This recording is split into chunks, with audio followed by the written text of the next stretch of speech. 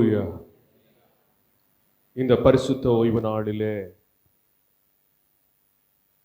அருமையாய் கர்த்தரை ஆராதித்துக் கொண்டிருக்கிற இந்த தருணத்திலே கர்த்தர் அடியேனையும் உங்களோடு கர்த்தரை மகிமைப்படுத்தும்படியாய் கர்த்தர் எனக்கு பாராட்டின கிருபைகளுக்காக கர்த்தருக்கு நன்றி சொல்கிறேன். ஹல்லேலூயா. ஒரு நிமிடம் கண்களை மூடி ஆமென். இந்த நாளின் ஒவ்வொரு நிமிடமும் உந்தன் நினைவால் நிரம்ப வேண்டும். இந்த நாளின் ஒவ்வொரு நிமிடமும் உந்தன் நினைவால் நிரம்ப வேண்டும். என் வாயின் வார்த்தையெல்லாம் பிறகாய மாற்ற வேண்டும். என் வாயின் வார்த்தையெல்லாம்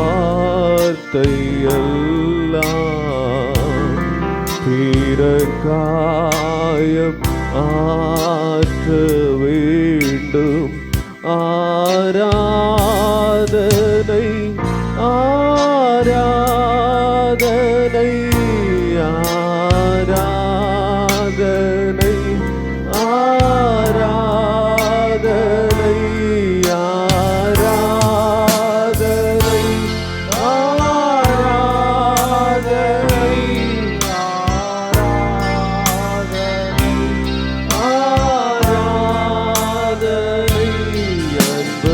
அன்பரேசு ராஜனுக்கே ஆவியான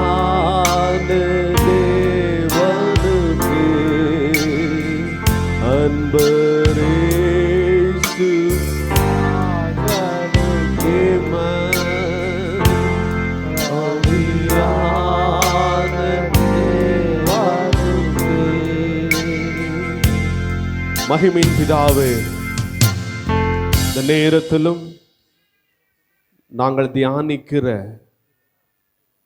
உம்முடைய மகத்துவங்களை எங்களுக்கு பிரயோஜனமுள்ளதாய் கர்த்தர் மாற்றி கொடுப்பீராக. நீர் மகிமைப்படுவீராக. எல்லா துதி கன மகிமை யாவும் ஒருவருக்கே நாங்கள் செலுத்துகிறோம். இயேசு கிறிஸ்துவின் மூலமாய் ஜெபிக்கிறோம் எங்கள் நல்ல பிதாவே. ஆமென், ஆமென், ஆமென். கர்த்தருடைய கிருபையினாலே அடியேனுக்கு இந்த வாய்ப்பை கொடுத்த தேவாதி தேவனுக்கும் அருமை சபை போதகருக்கும் ஈமன் வாசலை திறந்து கொடுத்த ஒவ்வொருவருக்குமாக நான் கர்த்தருக்கு நன்றி சொல்கிறேன். பிரியமானவர்களே, இந்த நாளுக்காக நான் ஜெபித்து கொண்டிருந்த போது கர்த்தர் எனக்குள்ளே இப்படி ஒரு தலைப்பை கொடுத்தார். முதலாவது அந்த தலைப்பை உங்களோடு நான் பகிர்ந்து விட்டு இவன் கர்த்தருடைய வார்த்தைக்குள்ளாக கடந்து செல்ல வாஞ்சிக்கிறேன். நேர்த்தியாக செவ்வாய்ப்படுத்தும் தேவன். அவர் எதை செய்தாலும் நேர்த்தியாக செய்வார். எத்தனை பேர் ஆமென் சொல்ல முடியும்? ஹல்லேலூயா. அவர் ஒழுங்குபடுத்துகிற தேவன். ஆதியாகமத்தின் புஸ்தகம் 2ஆம் அதிகாரத்திலே நீங்கள் படித்து பார்க்கும்போது பூமியானது ஒழுங்கின்மையும் வெறுமையுமாய் இருந்தது என்று வசனம் சொல்லப்பட்டிருக்கும். ஒழுங்கின்மையும் வெறுமையுமாய் இருக்கிறவைகளை ஒழுங்குபடுத்துகிற தேவன் அவர். அவர் எப்பொழுதுமே எங்கெல்லாம் ஒழுங்கில்லாமல் இருக்கிறதோ அதையெல்லாம் ஒழுங்குபடுத்தி நம்மை ஆசீர்வதிக்கிற தேவன். நம்முடைய குடும்பங்களை இந்த மாதத்தில் ஒழுங்குபடுத்துவார். பிள்ளைகளினுடைய வாழ்க்கையை ஒழுங்குபடுத்துவார். He is the God who makes everything perfect. ஆனால் அவர் நம்முடைய வாழ்க்கையை பெர்ஃபெக்ட் ஆக்கணும்னா நான் என்ன செய்ய வேண்டும் என்பதை குறித்து தான் இன்றைக்கு நான் உங்களோடு பேச வாஞ்சிக்கிறேன். அதற்கு ஆதாரமாக ஒரு வசனத்தை நாம் வாசிப்போம். எரேமியா தீர்க்கதரிசன புஸ்தகம் அதன் 18ஆம் அதிகாரத்தின் 4ஆம் வசனத்தை நாம் வாசிப்போம். எரேமியா தீர்க்கதரிசன புஸ்தகம் 18ஆம் அதிகாரம் 4ஆம் வசனம். குயவன் வனைந்து கொண்டிருந்த மண்பாண்டம் அவன் கையிலே கெட்டு போயிற்று. அப்பொழுது செய்யும்படிக்கு அதை திருத்தமாய் செய்யும்படிக்கு தன் பார்வைக்கு சரியாய் கண்டபடி குயவன் அதை திரும்ப வேறே பாண்டமாக வனைந்தான். எனக்கு பிரியமானவர்களே, நம்முடைய அன்றாட வாழ்க்கையிலும் ஆவிக்குரிய வாழ்விலும் நாம் அநேக காரியங்களை ஒழுங்குபடுத்தி கொண்டே இருப்போம். பிறந்தது முதல், right from our birth, we try to make everything in order.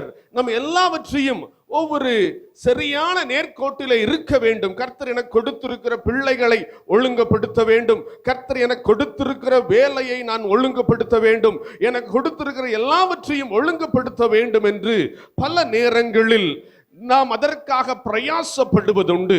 ஆனால் இந்த இடத்திலே வசனம் சொல்லப்பட்டிருக்கிறது, அவன் கையிலே இருந்த மண்பாண்டமானது என்ன ஆயிற்று?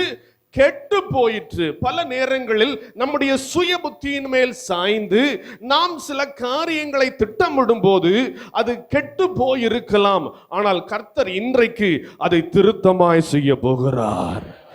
நம்ம சுய புத்தியில பிள்ளைகள் வாழ்க்கையில, நம்ம சுய புத்தியில ஒரு வீட்டை கெட்டணும்னு நினைச்சா சில நேரத்தில் நடக்காம போகலாம். ஆனால் கர்த்தரை நம்பி அவர் குயவனாம் தேவனுடைய கையிலே நம்மை ஒப்பு கொடுக்கும் போது கெட்டு போனதையும் அழகானதாய் தேவன் நமக்கு உருவாக்கி கொடுப்பார் என்பதிலே எவ்வித சந்தேகமும் இல்லை. ஹல்லேலூயா! எல்லாவற்றையும் நேர்த்தியாய் அவர் செய்வார்.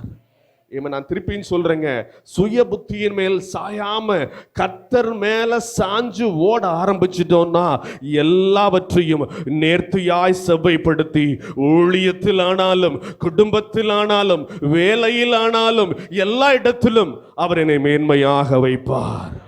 அல்லேலூயா!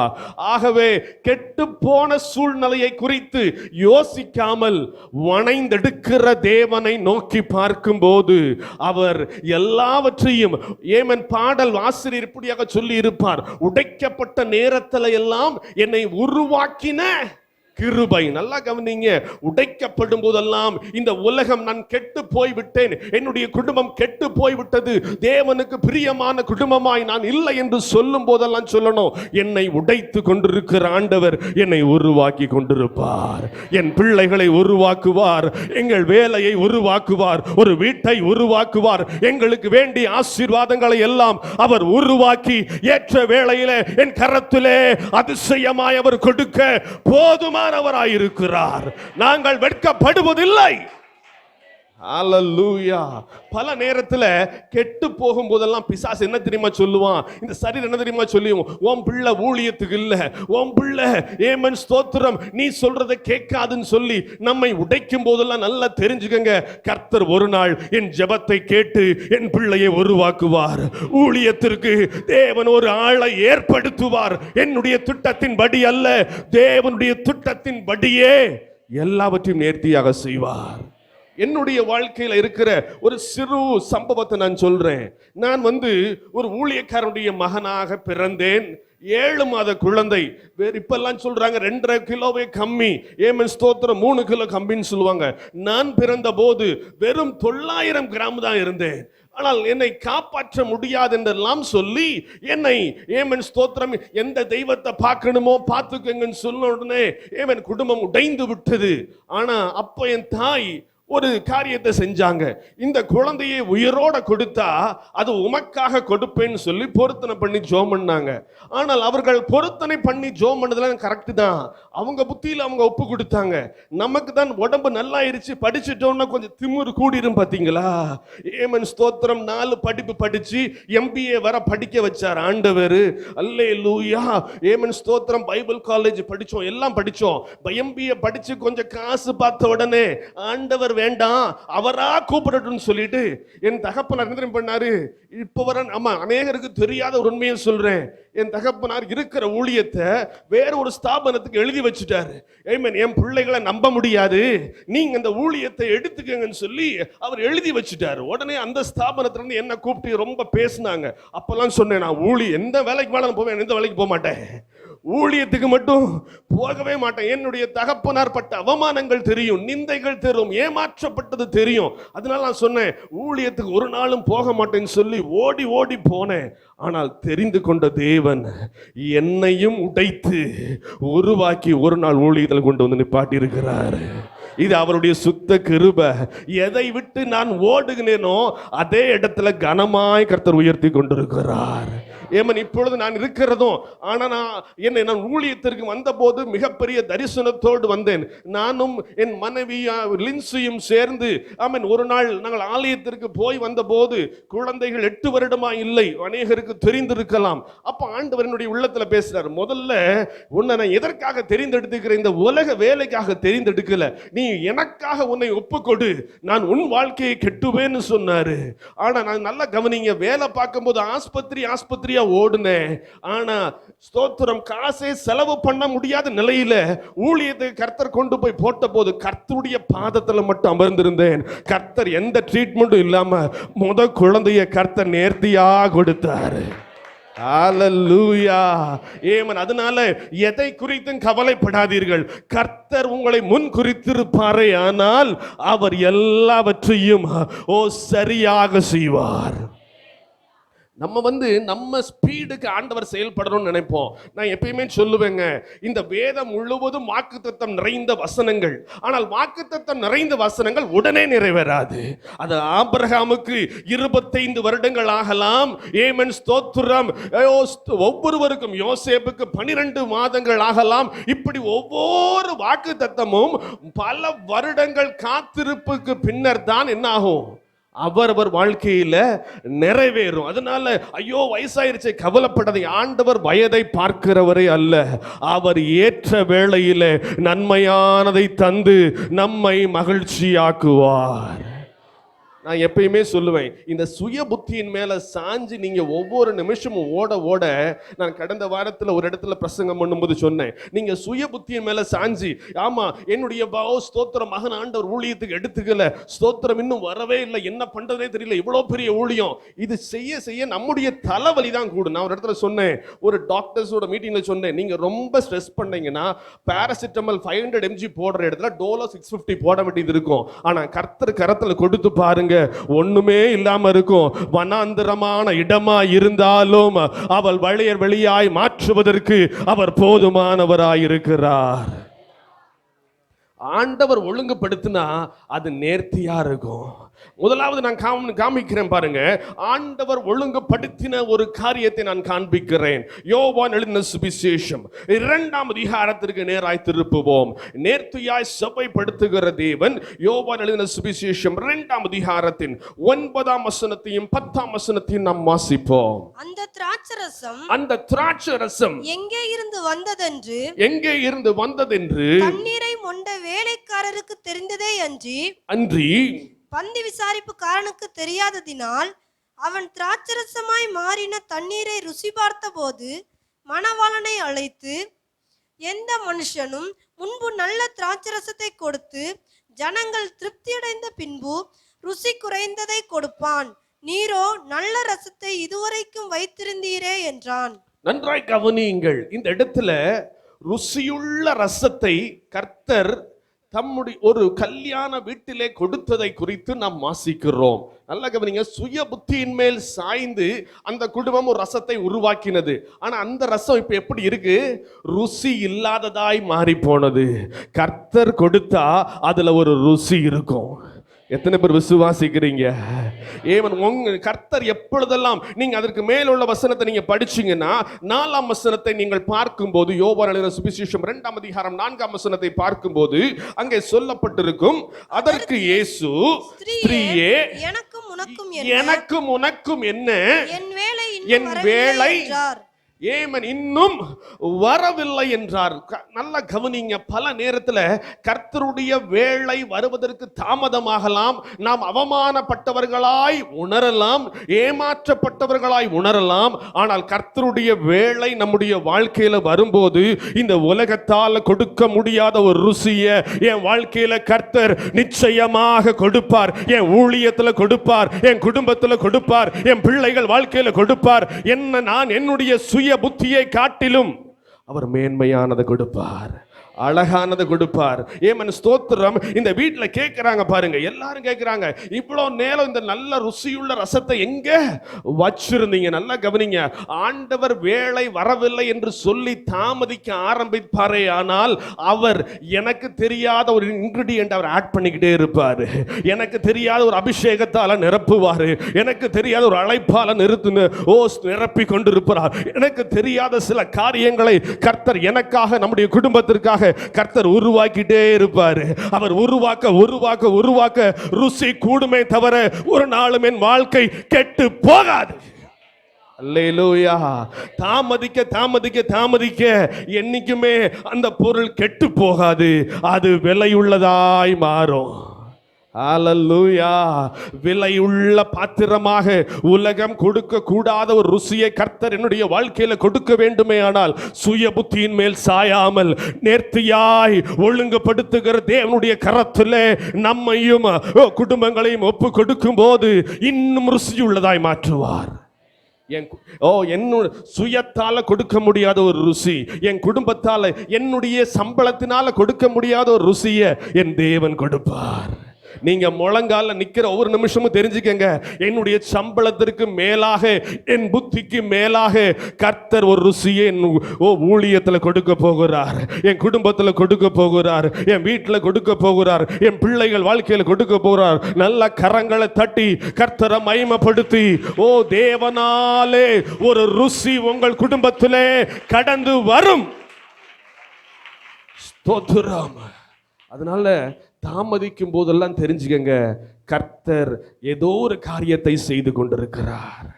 கர்த்தர் ஏதோ ஒரு காரியத்தை செய்து கொண்டிருக்கிறார். என் குடும்பத்தில் பல நேரத்தில் ஒழுங்கின்மையாய் தெரியலாம், வெறுமையா தெரியலாம், ஆனா ஒரே ஒரு வார்த்தையில் தேவன் எல்லாவற்றையும் ஒழுங்குபடுத்துவார்.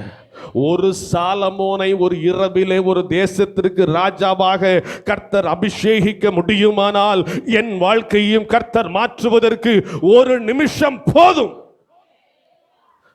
ருசியுள்ள ரசம் எல்லாரும் பிரயாசப்பட்டு ராத்திரி முழுவதும் பிரயாசப்பட்டு செஞ்சிருப்பாங்க. ஆனா கர்த்தருடைய சொற்படி செய்த போது எங்கே இருந்தது வந்தது என்று தெரியாத அளவிற்கு கர்த்தர் ஒரு பெரிய ஆசீர்வாதத்தை அந்த வீட்டுக்குள்ள கொண்டு வந்தார். அல்லேலூயா. மனுஷன் எப்பயுமே சொல்லி காட்டுவாங்க.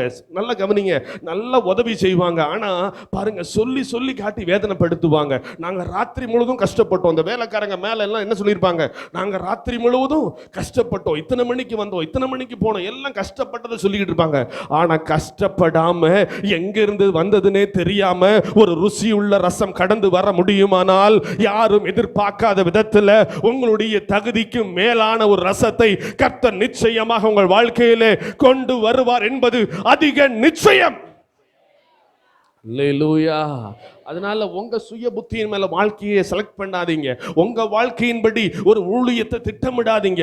உங்க வாழ்க்கை உங்க யோசனையின்படி எல்லாம் உங்க திராணிக்கு ஏற்றபடி எல்லாம் செய்யாதீங்க. கர்த்தர் வேதத்துல உயர்த்தின மனிதர்கள் எல்லாம் தங்கள் திராணிகளுக்கு ஏற்றபடி அல்ல, திராணிக்கு ஒண்ணுக்கும் உதவாதவனையும் கர்த்தர் அரண்மனையில கொண்டு போய் உயர்த்தி இருக்கிறார். நான் எப்பயுமே சொல்லுவேன், யோசேப்பை குழியில போடுறாருன்னா கர்த்தர் அவனை உயர்த்த போகிறார். ஏதோ ஒரு குழியில கடக்கிறான், ஸ்தோத்திரம், யாருக்கும் வேண்டாதவனாய் போய்விட்டான் என்று நீங்கள் புலம்பிக் கொண்டிருக்கலாம். ஆனா குழியில போட்டது எல்லாம் எகிப்து தேசத்துல யோசேப்பை உயர்த்த வேண்டும் என்பதற்காக, உலகத்தின் ஞானத்தின்படி அல்ல. அவனை வேறு பிடித்து எடுத்த ஆண்டவர் உன்னதமான ஒரு உயரத்திலே யோசேப்பை உயர்த்தின ஆண்டவர் உங்கள் பிள்ளைகளை ஊழியங்களையும் நிச்சயமாக உயர்த்த அவர் போதுமானவராய் இருக்கிறார். அல்லேலூயா. யோசேப்பு குழியில விழுந்ததை நினைச்சு அவர் வருத்தப்பட்டிருந்தாருன்னா அவர் அடுத்த கட்டத்துக்கு போயிருக்கவே முடியாது. ஏன்னா நம்முடைய ஆண்டவர் எப்படியுமே யாரை நல்லா தெரிஞ்சுக்கிட்டா, அவர் ஒழுங்குபடுத்தும் தேவன். எல்லாரும் சொல்லுங்க, அவர் யாரு? ஒழுங்குபடுத்தும் தேவன். நல்லா சத்தமா சொல்லுங்க, அவர் யார்? ஒழுங்குபடுத்தும் தேவன். ஏமன் ஒரு வீட்டில் ஒரு தகப்பனார் இருக்கிறாரே ஆனால் அவர் எப்பயுமே என்ன பண்ணிக்கிட்டே இருப்பாரு? சில காரியத்தை ஒழுங்குபடுத்திட்டே இருப்பாரு. அவர் ரொம்ப கடினமானவரா தெரியலாம், யாருக்கும் இஷ்டமில்லாதவரா இருக்கலாம், ஆனால் அவர் ஒழுங்குபடுத்தி கொண்டே இருப்பது போல கர்த்தராகிய தேவன் எனக்கு தாமதிக்கும் போதெல்லாம் எனக்கு கஷ்டமா இருக்கும், ஆனா அவர் நேர்த்தியா என் கரத்துல கொடுக்கும் போது அதை போல ஒரு அற்புதம், அதை போல ஒரு ருசி, அதை போல ஒரு மேன்மை வேறு எதுவும் நிச்சயமாக இருக்கவே இருக்காது. அல்லேலூயா. ஏமன் ஸ்தோத்திரம். நல்லா கவனிங்க. அதனால ஒரு நாளும் நீங்க எதை நினைச்சும் புலம்பாதீங்க. ஏன்னா நீங்க கர்த்தர் நீங்க நல்லா புரிஞ்சுக்க வேண்டிய ஒரு காரியம், பிரசங்கியின் புஸ்தகம் 3ஆம் அதிகாரம் 11ஆம் வசனத்தை முதலாவது வாசியுங்கள். நாம் புரிந்து கொள்ள வேண்டிய காரம், தாமதிக்கும் போது கர்த்தர் ஒழுங்குபடுத்த நினைத்து நான் தோல்வி அடைந்து இருக்கும் போதெல்லாம் நான் சரியாய் புரிந்து கொள்ள வேண்டிய ஒரு காரியம் என்னவென்றால், பிரசங்கியின் புஸ்தகம் 3ஆம் அதிகாரம் 11ஆம் வசனத்தை வாசித்து பார்க்கும்போது, அவர் சகலத்தையும் அதினதின் காலத்திலே நேர்த்தியாக செய்திருக்கிறார்.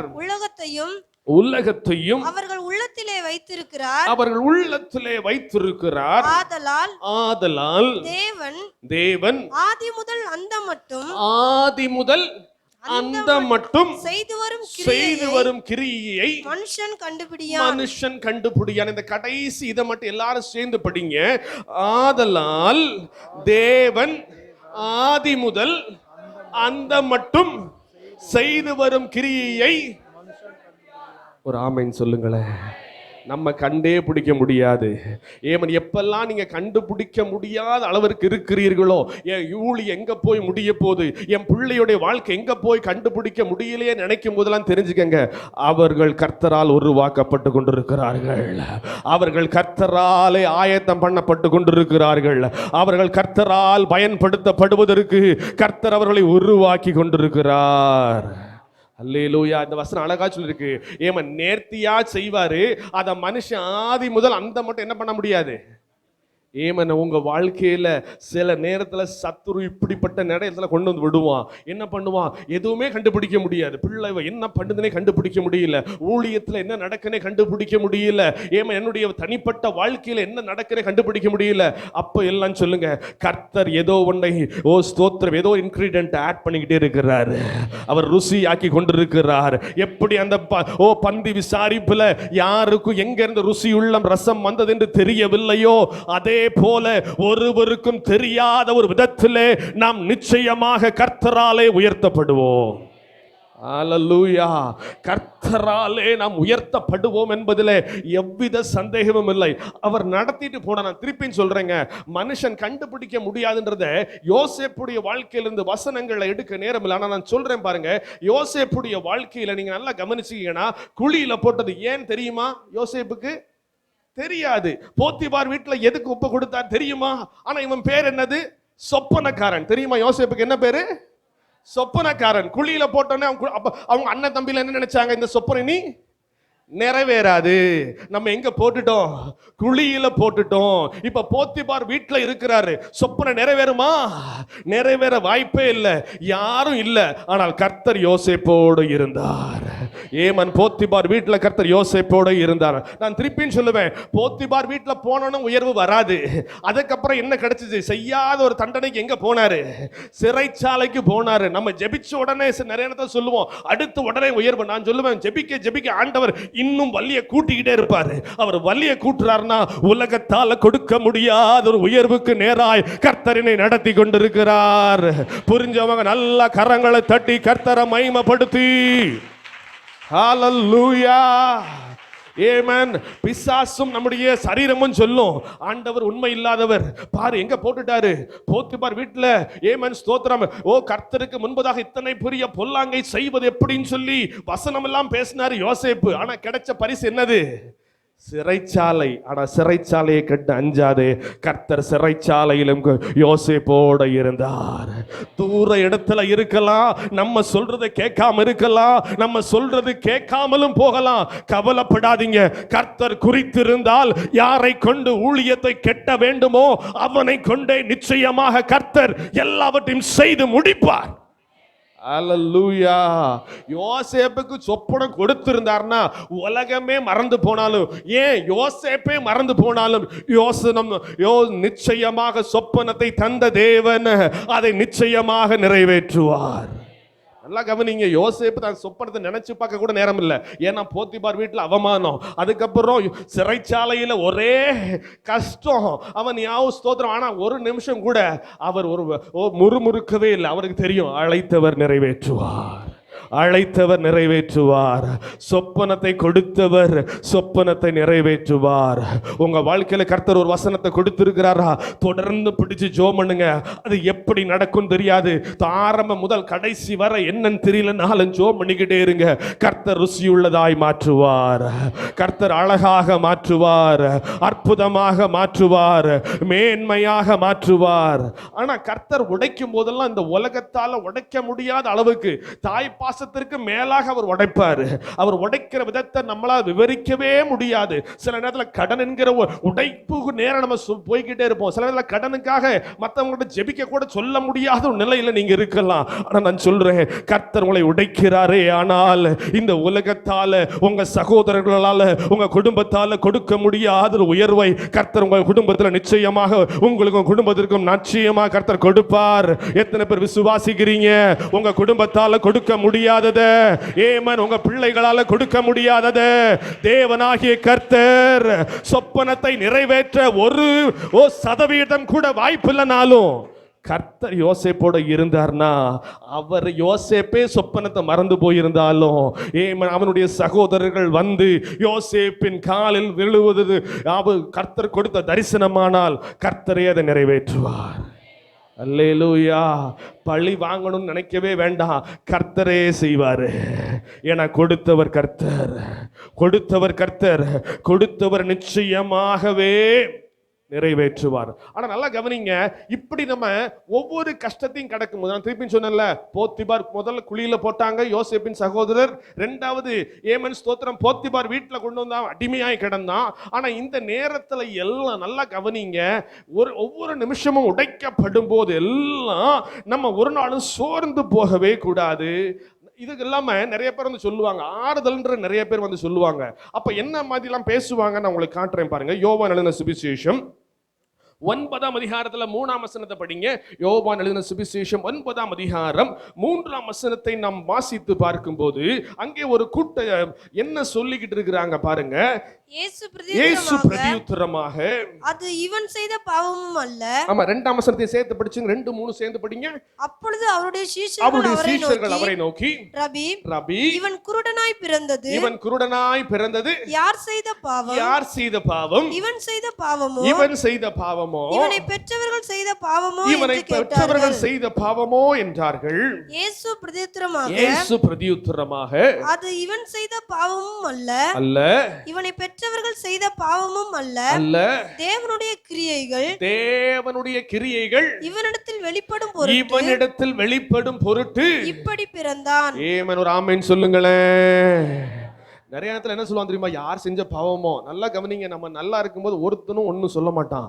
ஆனால் நம்ம உடைக்கப்பட்டு கடனில் இருக்கும்போது, கண்ணீரில் இருக்கும்போது, அசிங்கப்பட்டு இருக்கும்போது, பிள்ளைகளால் அசிங்கப்பட்டு இருக்கும்போது, குடும்பத்தால் அசிங்கப்பட்டு இருக்கும்போதெல்லாம் வந்து ஒரு கூட்டம் என்ன சொல்லுவோம்?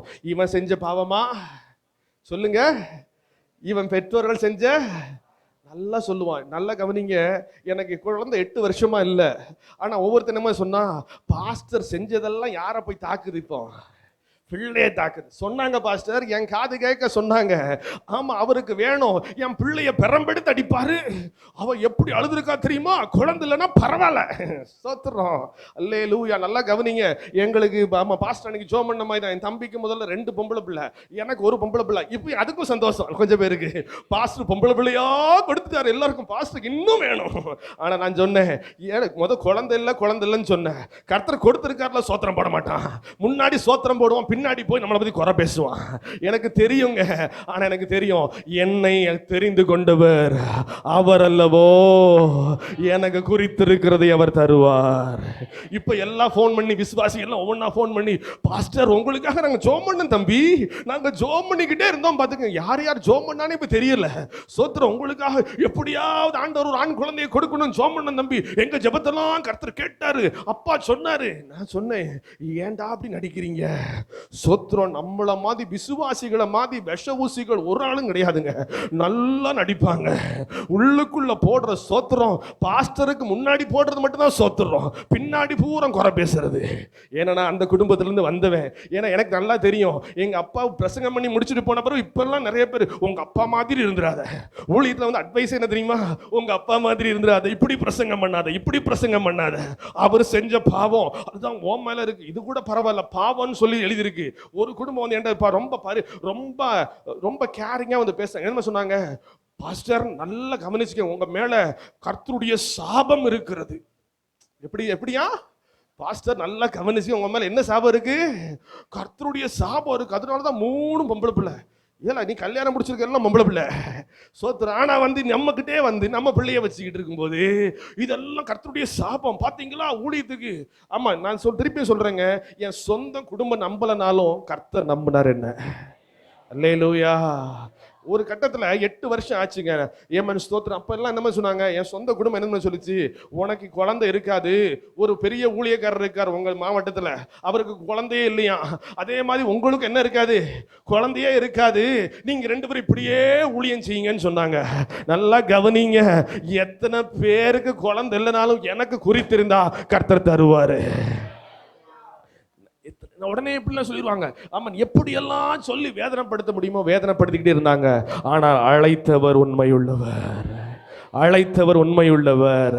இந்த வசனம் அழகா போட்டிருக்கு பாருங்க, தேவனுடைய கிரியைகள் இவனிடத்தில் வெளிப்படும் பொருட்டு. நல்லா கவனிங்க, கடன்காரனா இருக்கோம், பிள்ளை இல்லாம இருக்கிறோம், குடிசை வீட்டில் இருக்கிறோம். நல்லா கவனிங்க, தேவனுடைய கிரியைகள் இவனிடத்தில் வெளிப்படும் பொருட்டு. நான் சொல்லுவேன், குடிசை வீட்டிலே இருக்கிறோம். நல்லா சொல்லு, நான் எப்பயுமே சொல்லுவேன். ஒரு அம்மா அடிக்கடி சொல்லுவாங்க, ஆண்டவரே நல்ல வீடு. நான் சொல்லுவேன், நல்ல வீட்டை கொடுத்தா நீ என்ன பண்ணிருக்க மாட்டீங்க? கண்டிப்பா நாங்க சொல்ற சுவிசேஷத்தை என்ன பண்ணிருக்க மாட்டீங்க, காது கொடுத்து. ஆமா, இன்னும் நாங்க ஜெபிக்கணும்னு ஆண்டவர் ஒண்ணு வச்சிருக்கிறாரு. ஆமா, நாங்க 5 வருஷம் உங்களுக்கு ஜெபிச்சாதான் கர்த்தர் ஒரு வீட்டை தருவாரு. கொஞ்சம் பேரை கடல்ல வச்சிருப்பாரு, எல்லாம் கொஞ்சம் பேரை நெருக்கத்துல வச்சிருப்பாரு. எல்லாரும் தெரிஞ்சுக்கங்க, தேவனுடைய கிரியைகள் என் வாழ்க்கையில் வெளிப்பட போகிறது. எத்தனை பேர் விசுவாசிக்கிறீங்க? என் பிள்ளைகள் வாழ்க்கையில வெளிப்பட போகிறது, என் குடும்பத்துல வெளிப்பட போகிறது, என் ஊழியத்துல வெளிப்பட போகிறது, என்னுடைய எல்லா வாழ்க்கையிலும் நிச்சயமாக கர்த்தர் வெளிப்படுவார். நம்ம பாவம் உலகம் சொல்ல ஆரம்பிச்சிருச்சா ஒன்று தெரிஞ்சுக்கங்க, அவர் கிரியை வெளிப்பட போகிறது. என் ஊழியத்தில் கர்த்தருடைய கிரியை வெளிப்பட போகிறது. ஏமன் கர்த்தர் சொல்லிட்டாரு, இவன் செய்த பாவமும் அல்ல. அந்த 2ஆம் வசனத்தை எல்லாரும் படிங்க, எல்லாரும் பைபிளை திறந்திருக்க எல்லாரும் படிங்க, தமிழ் தெரிஞ்ச எல்லாரும் படிங்க. ஆமா, ஸ்தோத்திரம், எந்த மொழினாலும் படிங்க. ஸ்தோத்திரம், சீக்கிரம் படிங்க. 2ஆம் வசனமா, இவன் செய்த பாவமும் அல்ல. 3ஆம் வசனம், சாரி, இயேசு பிரதியுத்தரமாக, இவன் செய்த பாவமும் அல்ல, இவனை பெற்றவர்கள் செய்த பாவம் அல்ல. எத்தனை பேர் விசுவாசிக்கிறீங்க? தேவனுடைய கிரியைகள் வெளிப்பட போகிறது, ஊழியத்தில் வெளிப்பட போகிறது. அல்லேலூயா. பிள்ளைகள் வாழ்க்கையில் வெளிப்பட போகிறது.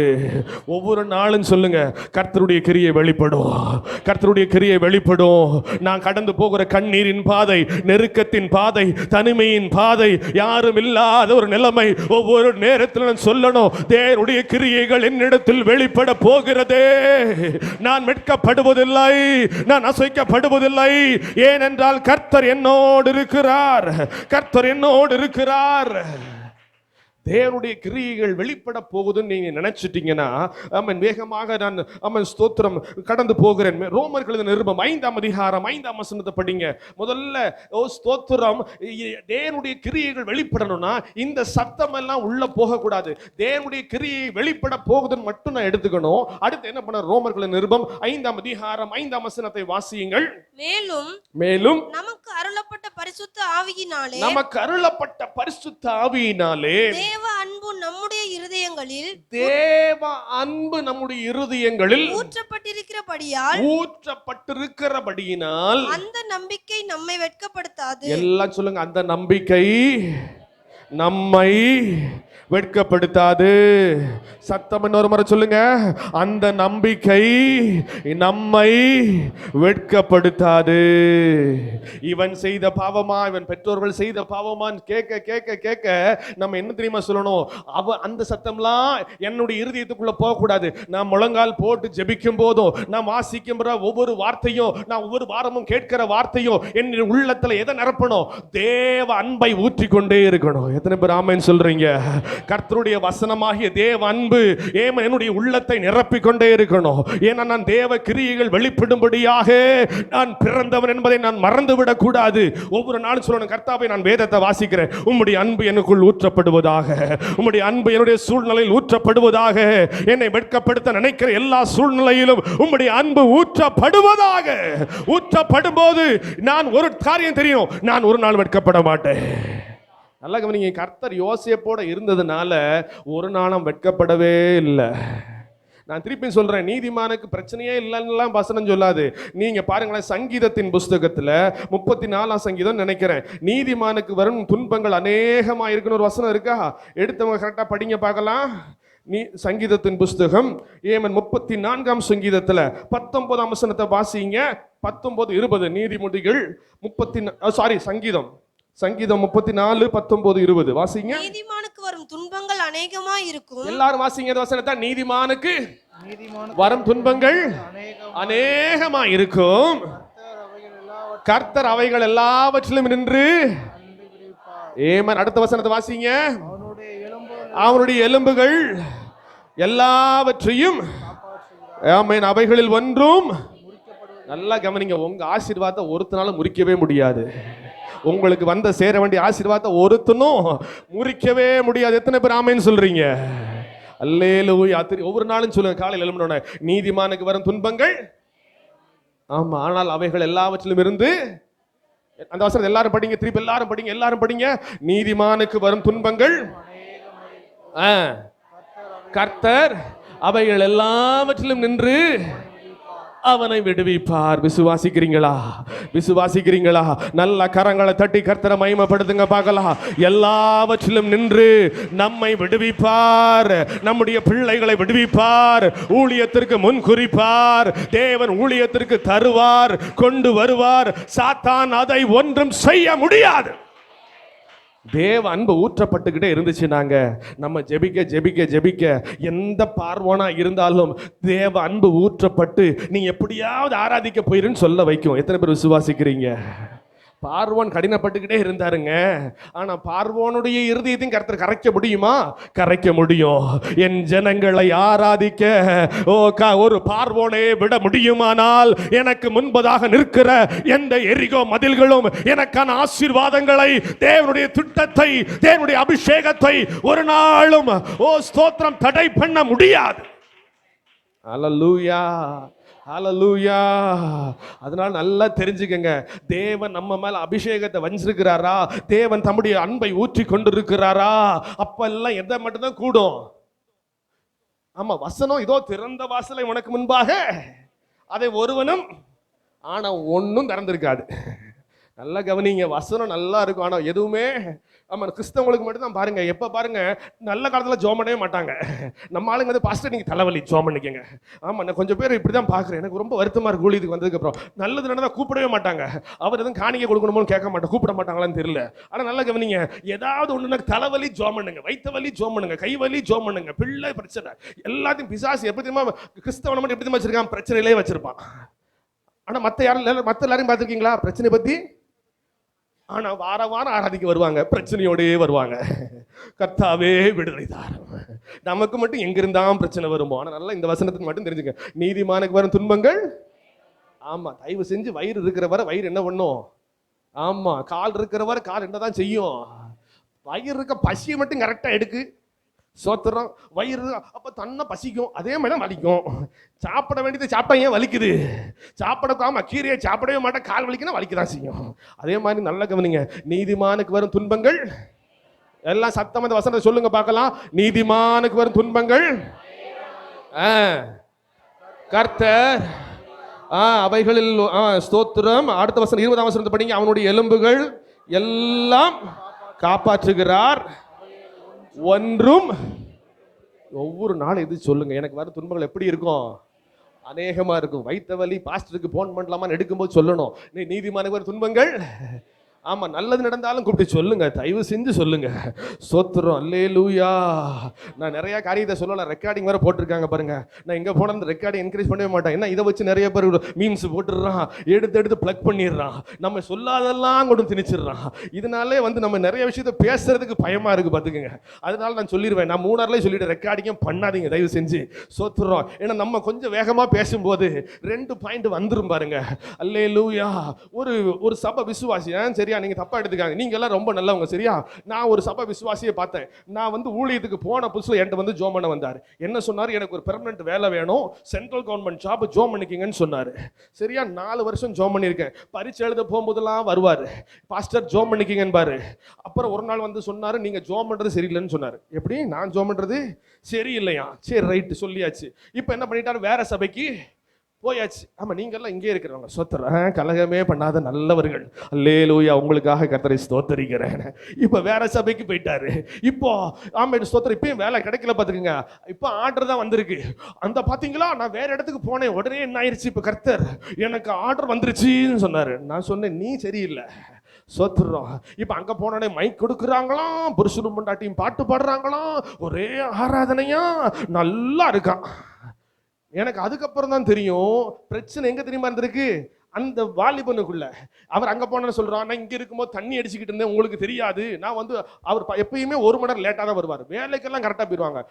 சரியான நேரத்துக்கு வராத ஒரே இடம் கிறிஸ்தவன் எங்க தெரியுமா? சொல்லுங்க, நல்லா சத்தமா சொல்லுங்களேன். ஆனா கொடுக்கிற தெய்வம் எப்படி கொடுக்கணும்? கூரைய எல்லாம் பிச்சுட்டு போயிரும். சோத்துற. நான் திருப்பியும் சொல்றேன், கர்த்தருக்கு முதலாவது தேவனுடைய, எல்லாம் சொல்லுங்க, எல்லா வாயும் திறந்து சொல்லுங்க, முதலாவது. எத்தனாவது? நல்லா நல்லா சத்தமா, தூங்குறவங்க எழும்பட்டும். அங்க பாருங்க, நல்லா ரொம்ப நேரமா தூங்குறாரு. சொல்லுங்க, முதலாவது. எத்தனாவது? ஆமா, சர்ச்சை ஆரம்பிக்கிற முன்னாடி வந்தவங்கள ஒரு ஆமேன்னு சொல்லுங்க. பொய்யா பேசக்கூடாது. வெளியே போகும்போது இடி விழுந்துரும். சோத்திரம். முதலாவது, நல்லா கவனிங்க, முதலாவது கர்த்தருக்கு முதலாவது இடத்தை எவன் ஒருவன் கொடுக்கிறானோ அவனை கர்த்தர் உயர்த்தி இருப்பார். ஏங்க, ட்ரெயின் பிடிக்க முதல்ல போயிடுவாங்க, சீட்டு போடுறதுக்கு. ஆமா, இங்க ஒரு ஆஸ்பத்திரி இருக்கு பாத்துக்கங்க, 5:30 போனாலும் 35 டோக்கன். ஆனா எப்பதான் டோக்கன் போடுவான்? விடிய தூங்காம கிடப்பானான்னு தெரியல. ஆனா சர்ச்சுக்கு வர்றது மட்டும் அவர் ஜோம் பண்ணிக்கிட்டு தான் இருப்பாரு. சோத்திரம். இதை விட நாங்க எங்க அங்கெல்லாம் எப்படி தெரியுமா? நான் சர்ச்சுக்கு போலன்னு, நான் ஆராதனைக்கு போலன்னா அங்க கொஞ்சம் 2-3 ஆத்மா வரமாட்டான். கேட்டா அவர் எதுக்கு, அவர் அப்படி பாட மாட்டாரு, இப்படி பாட மாட்டாரு. இங்க அந்த பிரச்சனை இல்லைன்னு நினைக்கிறேன். ஆனா நல்லா கவனிங்க, அப்படின்னு சொல்லிட்டு இப்ப ஜோம் பண்ணிக்கிட்டு தான் இருப்பாங்க. அவருக்கு பாட்டு பாடவே தெரியாது, ராகமே வராது. கொஞ்சம் சொல்லும், ஒரு ஆமீன் சொல்லுங்களேன். சோத்திரம். இங்க சொல்ற கூட்டம்லாம் இருக்கும், நல்லவ மாதிரி நடிப்பீங்க. அல்லேலூயா. நல்லா கவனிங்க, நீதிமானுக்கு வரும் துன்பங்கள். ஒவ்வொரு நாளும் காலையில் எழும்பி சொல்லணும், என்ன வலிச்சாலும், ஜெபிக்க முடியாம தடுமாறினாலும் சொல்லணும், நீதிமானுக்கு வரும் துன்பங்கள் கர்த்தர் அவன் எல்லாவற்றில இருந்து என்ன பண்ணுவாரு? கடன் வந்துருச்சா? ஐமன் ஸ்தோத்திரம். நீதிமானுக்கு வரும் துன்பங்கள்.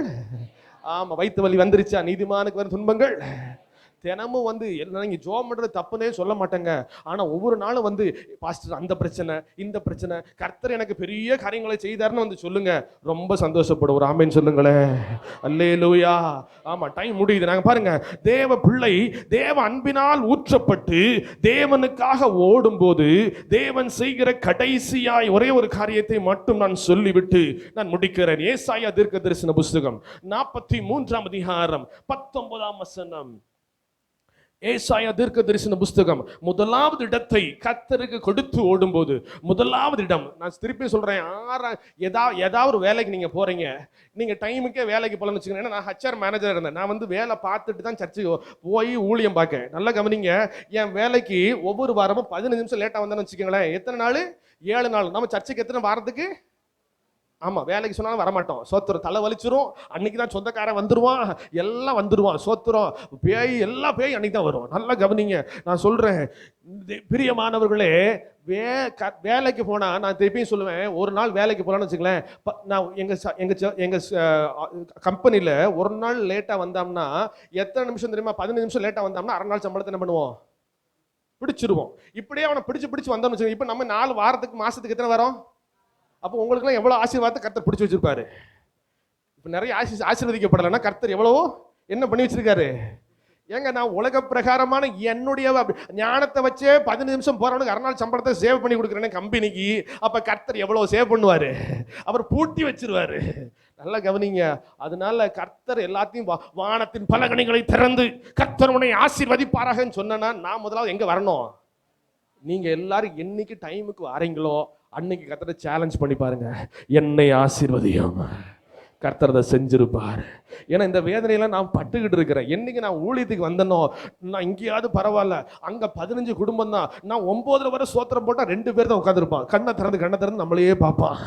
சோத்திரம் நமக்கு பயமா இருக்கும். நல்லா கவனிங்க. அதனால நீங்க கர்த்தருக்கு கொடுக்க வேண்டிய கனத்தை கொடுத்து பாருங்க, கர்த்தர் என்ன செய்வார். ஏசாயா தீர்க்க தரிசன புஸ்தகம் 49 அதிகாரம் 19 வசனம் வாசிங்க வேகமா.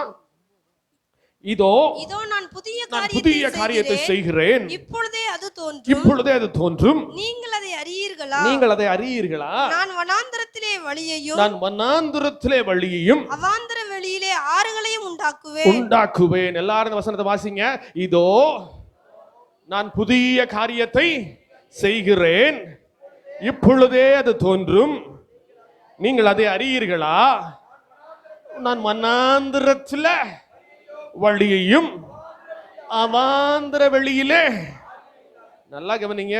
அவர் எதுல வழியை உண்டாக்குவாரா? நீங்க எப்பெல்லாம் கர்த்தர் வனாந்தரத்துல கொண்டு வந்து நிப்பாட்டுறாரோ தெரிஞ்சுக்க, கர்த்தர் வழி உண்டு பண்ணிட்டாரு. எப்போ அந்த காணா ஒரு கல்யாண வீட்டுல குறைவு வந்துச்சோ அப்ப தெரிஞ்சுக்கங்க, தேவ அன்பு அந்த வீட்டிலே ஊற்றப்பட்டு கொண்டிருந்தது. யோசேப்பை எப்ப குழியில போட்டாங்களோ அப்ப தெரிஞ்சுக்க, உலக அன்பு மாறி போனது, தேவ அன்பு ஊற்றப்பட ஆரம்பித்தது. அதனால தேவ அன்பு ஊற்றப்படும் போதெல்லாம் எங்க வழி உண்டாகும்? புது காரியம் உண்டாகும். உலகத்தால கொடுக்க முடியாத ருசியை கர்த்தர் தருவார். அதுக்கப்புறம் நான் சொன்னேன், எங்க வழி உண்டாகும்? வனாந்தரத்துல வழியையும் அவாந்தர வெளியில. நல்லா கவனிங்க. எங்கெல்லாம் நடக்கவே முடியாதுன்னு நினைக்கிறீங்களோ அங்கெல்லாம் கர்த்தர் இறங்கி வந்து அற்புதம் செய்வார். நல்ல கரங்களை தட்டி கர்த்தரை மகிமைப்படுத்தி, இன்னைக்கு எதுலெல்லாம் அற்புதம் நடக்காதுன்னு நினைக்கிறீங்களோ, எதுலெல்லாம் வழி திறக்காது நினைக்கிறீங்களோ, அதுல எல்லாம் கர்த்தர் நிச்சயமாக வழியை உண்டு பண்ணுவார். அது புதிய காரியமா இருக்கும். எத்தனை பேர் விசுவாசிக்கிறீங்க? ஆண்டவர் பழையதை பிச்சு தர மாட்டாரு, புது துருத்தியை தருவார், ருசி உள்ளதை தருவார், மேன்மையானதை தருவார், சிறந்ததை தருவார். கண்களை மூடுவோம், கர்த்தரை நோக்கி பார்ப்போம். ஏமன். கர்த்தர் ஒழுங்குபடுத்தினால் அது புதிதாய் இருக்கும். அதில் சந்தோஷம் இருக்கும், அதில் சமாதானம் இருக்கும், அதில் மேன்மை இருக்கும். கர்த்தர் எல்லாவற்றையும் புதிதாய் மாற்றுவார். முதலாவது கர்த்தருக்கு முதலாவது இடம் கர்த்தருக்கு கொடுக்கும் போது கர்த்தர் நம்மை வெட்கப்படுத்த மாட்டார். ஒவ்வொரு நிமிடமும் கர்த்தருடைய அன்பு ஊற்றப்படும் போது அந்த அன்பு நம்மை வெட்கப்படுத்தாது. அந்த அன்பு நம்மை வெட்கப்படுத்தாது. வெட்கப்படுத்தாத தேவனுடைய கரத்திலே ஒப்பு கொடுத்து ஸ்தோத்திரம். கரங்களை தட்டி கர்த்தரை ஸ்தோத்திரிப்போம். ஹல்லேலூயா, ஹல்லேலூயா, ஹல்லேலூயா, ஹல்லேலூயா. இயேசுவின் ரத்தம் ஜெயம். ஹல்லேலூயா. மே துதிக்கிறேன் கர்த்தாவே, மே ஸ்தோத்திரம். இவ்வளவு ஆசீர்வாதங்கள் வேணும்னா ஒரே ஒரு காரியம், எல்லாரும் எழுப்பி நிற்போம். ஒரே ஒரு காரியம், நம்மிடத்துல என்ன ஒழுங்கினம் இருக்கிறதோ. உங்க சொன்னதான முதல் வார்த்தை, ஆசீர்வாதத்தை சுதந்திரிக்குன்னா ஒழுங்கினங்கள் என்ன செய்யணும்? ஆமாம். இப்போ உங்களுடைய வாழ்க்கையை பற்றி உங்களுக்கு தெரியும், அப்படிதானே? உங்களுடைய லைஃப்பை பற்றி உங்களுக்கு என்ன செய்யும்? கடைசி அவங்க முடித்தவங்க ஆராதனைக்கு லேட்டாக வரக்கூடாதுன்ற அதே ஒரு ஒழுங்கினம். அப்போ இந்த ஒழுங்கினங்கள் எங்கெல்லாம் நம்ம சரியாக போகிறோம், எங்கே சரியாக போகக்கூடிய இடத்துல நம்ம சரியாக போகிறோமா, ஆண்டவருடைய தேடக்கூடிய நேரத்தில் தேடுகிறோமா? ஒரே ஒரு காரியத்தை மட்டும் சொல்கிறேன், ஒழுங்கினங்கள் எங்கே நீக்கப்படுகிறதோ அங்கே ஆண்டவர் ருசியை கொடுப்பார். அல்லேலூயா. ஒரு நிமிஷம் கண்களை மூடுங்க. உங்களுடைய வாழ்க்கையில் காணப்படுகிற ஒழுங்கினங்கள் நீக்கப்பட வேண்டும்.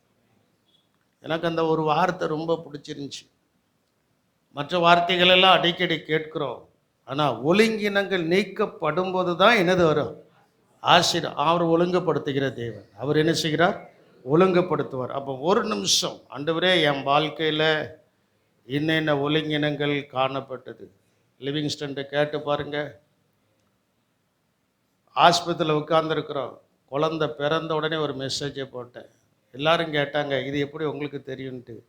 வருஷக்கணக்காக அவளுக்காக ஜோம் பண்ணிட்டு ஒரு நாள் ஃபோன் பண்ணி கூட லின்சிட்டு சொன்னேன், உனக்கு ஆண்டவர் சீக்கிரமாக ஒரு குழந்தையை கொடுப்பாருன்ட்டு. இப்போ ஆஸ்பத்திரியில் இருக்கும்போது ஆண் குழந்தைன்னு டைப் பண்ணிட்டேன். அப்படிதானே லிவிங்ஸ்டன்? டைப் பண்ணி ரெடியாக வச்சுருந்தேன். பிறந்த அந்த சன பொழுதுலே போட்டு விட்டேன்.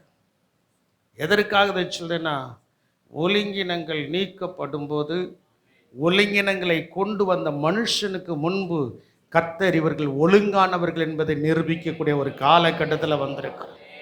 அல்லேலூயா. அதனால நம்மிடத்தில் காணப்படுகிற எல்லா ஒழுங்கினமான காரியங்கள், முறைகேடான காரியங்கள் எல்லாவற்றையும் கர்த்தர் நம்மை விட்டு நீக்கும்படியாக கொஞ்ச நேரம் கர்த்தரை கரங்களை உயர்த்தி, அப்பா என்னை பரிசுத்தப்படுத்தும், நான் முதலாவது உம்மை தேடட்டும், முதலாவது உம்மை தேடட்டும், முதலாவது உம்மை தேடட்டும், முதலாவது உம்மை தேடட்டும். அந்த வார்த்தையை அழுத்தி சொன்னார்கள். எத்தனாவது எத்தனாவது எத்தனாவது என்று கேட்டு அழுத்தி சொல்லப்பட்டதான வார்த்தை முதலாவது. அப்போ ஆண்டவர் என்ன செய்ய போறார்னா, புதிய காரியத்தை செய்ய போறார். முடியாத காரியத்தை அவர் முடிய வைக்கிறார்.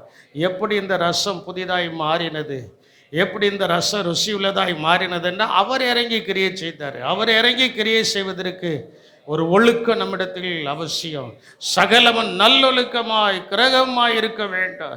அந்த ஒழுக்கத்தை கர்த்தருடைய சமூகத்திலிருந்து கற்றுக்கொள்ளும் போது நம்முடைய குடும்பம், நம்முடைய விசுவாசிகளான தேவனுடைய பிள்ளைகள் இப்பொழுது இருப்பதை பார்க்கிலும் பன்மடங்கு உயர்த்தப்பட போகிறார்கள். அதை நினைத்து கொஞ்ச நேரம் கர்த்தரை ஸ்தோத்திரம் பண்ணுங்க. வாழ்க்கையில் உயர்வு வரும். யோசேப்பை குழியில் தூக்கி போட்டால் ஒரு உயர்வுக்காக தான். தாவீதை ஆடு மேய்க்க கொண்டு போனால் ஒரு உயர்வுக்காக தான். எஸ்தர் ராஜாத்தினுடைய தாயின் தகப்பனையும் கர்த்தர் எடுத்துக்கிட்டார், ஒரு உயர்வுக்காக தான். ராணி என்று உயர்த்தப்பட்டார். இதே போல் அநேக சம்பவங்களை வேதாகமத்திலிருந்து சொல்ல முடியும். ஒரு மருதைக்காயை வாசல் படியில் வச்சிருந்தாருன்னா எதற்காகனா ஒரு உயர்வுக்காக தான். அதே போல நீங்க இந்த சூழ்நிலையில இருக்கிறீங்கன்னா, இந்த சூழ்நிலைமை எப்பொழுதும் உங்களுடைய வாழ்க்கையில இருக்காது. நாம் ஒழுங்குபடுத்தப்படும் போது நம்முடைய உயர்வு நமக்கு வரப்போகிறது. மனுஷர்கள் கைவிடலாம், மனுஷர்கள் நிந்திக்கலாம், பரியாசம் பண்ணலாம், அவமானப்படுத்தலாம். ஆனால் கர்த்தர் ஒருபோது நம்மை வெட்கப்படுத்ததான தேவன், வெட்கப்பட்டு போவதில்லை என்று சொல்லப்பட்டிருக்கிறது. அப்படியாக கர்த்தர் நம்மை உயர்த்தும்படியாக ஒரு நிமிடம் கரங்களை உயர்த்தி நாம் கர்த்தரை ஸ்தோத்திரிப்போம். எங்கள் கிருபையும் இரக்கம் நிறைந்த எங்கள் அன்பின் இரட்சகரே, ஆண்டவரே, தம்முடைய மகனை கொண்டு வந்து நல்ல வார்த்தைகளை கொடுக்க கர்த்தர் உதவி செய்தபடினாலும் உமக்கு ஸ்தோத்திரம். ஆண்டவரே, ஒழுங்கின்மையை ஒழுங்குபடுத்துகிற தேவன்.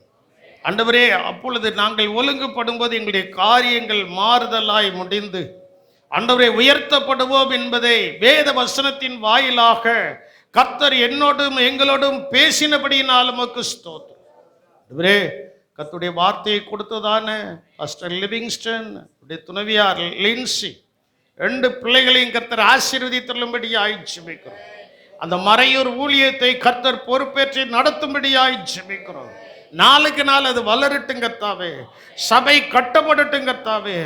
எத்தனை எதிர்ப்புகள் வந்தாலும், எத்தனை பேர் எழுப்பி கட்டக்கூடாதபடிக்கு ஆண்டவரை எழும்பி நின்றாலும், அவைகள் மத்தியில் நீரே ஜீவனுள்ள தேவன் என்பதை வெளிப்படுத்தும்படியாக அந்த ஸ்தலத்தில் மலையின் மேல் இருக்கிற பட்டணமாய் கர்த்தர் தம்முடைய மகனையோடைய குடும்பத்தையும் சபையையும் உயர்த்தி வைக்க போகிறபடினாலும் உமக்கு ஸ்தோத்திரம். கிருபை கொடுக்கட்டும். கர்த்தர் ஆசீர்வதித்தரலாம். உடைய பிள்ளைகள் ஒவ்வொருவருடைய ஒழுங்கினத்தையும் கர்த்தர் மாற்றி ஆசீர்வாதத்தை கட்டளையிடும். இயேசுவின் நாமத்தில் ஜெபிக்கிறோம் ஜீவனுள்ள நல்ல தகப்பனே, ஆமென்.